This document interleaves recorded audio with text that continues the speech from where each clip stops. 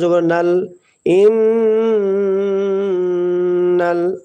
সবাই দেখেন নুনের উপরে তাসদিদ, হরকতের বামে নুনের উপরে এই যে তিন দাঁতওয়ালা তাসদিদ, নুনের উপরে তাসদিদ হলে ওয়াজিব গুন্না করিয়া পড়তে হয়, এটাকে বলে ওয়াজিব গুন্না। কি গুন্না?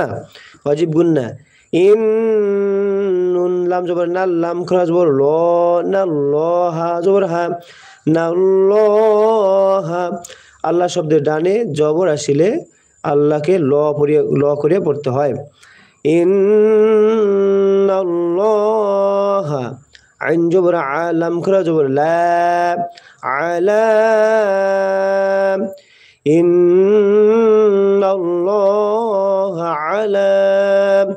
কাফ লাম পেশ কুল লাম জেরে কুল্লি, শিন ইয়ে জবর শাই, হামজা দুজের ইন, শাই ইন।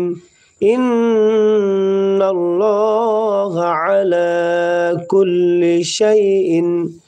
এখানে তাজদিলা হরফ দুইবার পড়তে হয়, প্রথমবার ডান দিকের হরকতের সঙ্গে কাফ লাম পেশ কুল সাকিনের মতো, আর লাম জেল্লি দ্বিতীয়বার নিজ হরকতের সঙ্গে। এখন দেখেন দুই যে তানবিনের পরে এখানে কি আসছে, সেই অনুযায়ী এখানে আসছে কফ, কফ আসছে। তো আমরা এই দুই জবরকে গুন্না করিয়া পড়তে হবে। এই দুই জবরকে কি করতে হবে?